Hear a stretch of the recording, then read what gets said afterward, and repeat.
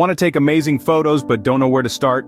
You're not alone. Photography is an art, and like any other art, it requires practice and knowledge. It's not just about owning a high-end camera, but knowing how to use it to its full potential. That's where we come in.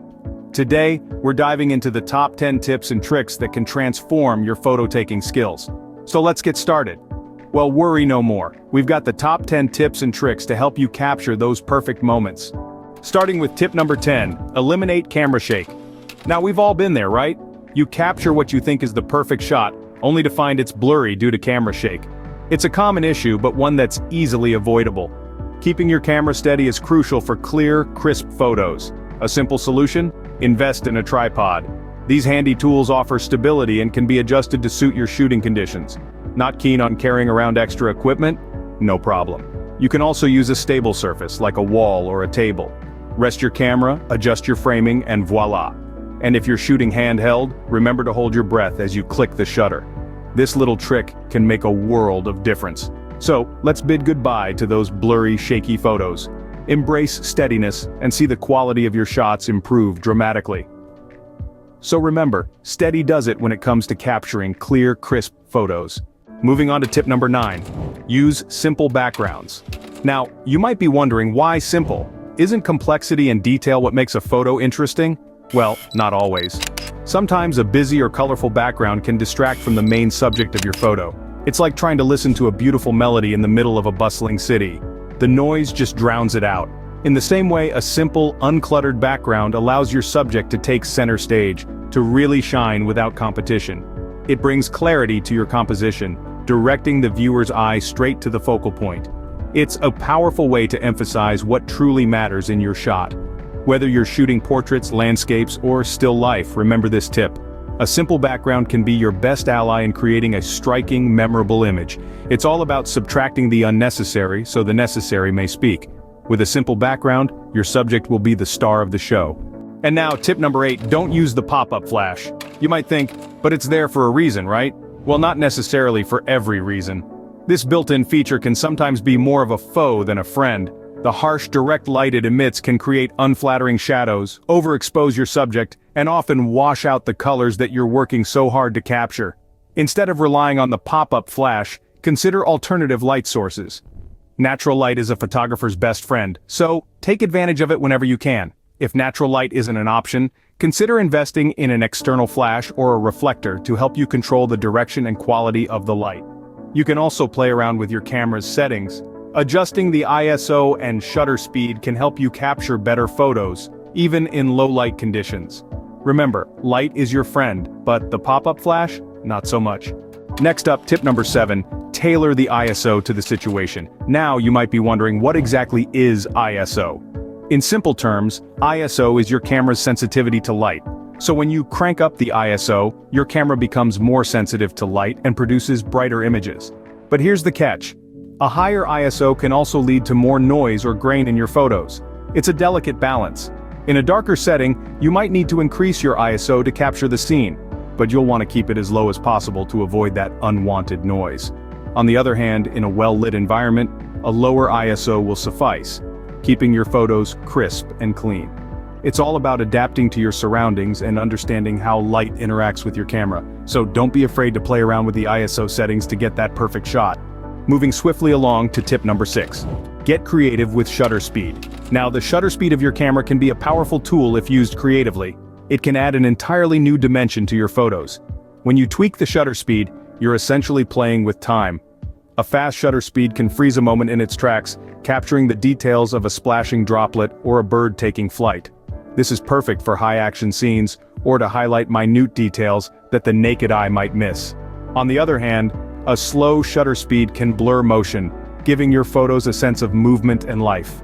Think of the soft flow of a waterfall, or the hustle and bustle of a city captured as streaks of light, so don't be afraid to experiment with shutter speed for some truly creative shots. We're halfway there with tip number 5. Try panning. You might be wondering, what's panning? Well, it's a photography technique that involves moving the camera to follow a moving subject. This results in the subject being relatively sharp, while the background becomes a blur, providing a sense of speed and motion. Panning is not about luck, but about skill and patience. you'll need to adjust your shutter speed to something slower, typically around 1/30th of a second. Then, as your subject moves, you move your camera with it, shooting as you go. It might take a few tries to get it right, but once you do, the results can be breathtaking. This technique is commonly used in sports and wildlife photography, but don't let that limit you. Any subject that moves can be your canvas for panning. So next time you're out with your camera, don't just stand there. Move with your subject. Panning can add a whole new dynamic to your photos, so give it a try. Now, on to tip number 4. Get familiar with the Sunny 16 rule. This rule is a classic among photographers, a guideline that can help you achieve correct exposure in sunny conditions without the need for a light meter. Here's how it works. On a sunny day, set your aperture to f16 and your shutter speed to the reciprocal of your ISO. For example, if your ISO is set at 100, your shutter speed should be 1/100th of a second. This combination will give you a well-exposed photo in bright sunlight. But remember, this is just a starting point.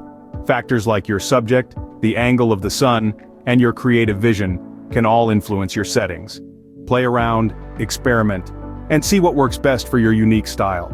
The Sunny 16 rule is a tried and tested rule of thumb that can really elevate your photos on sunny days.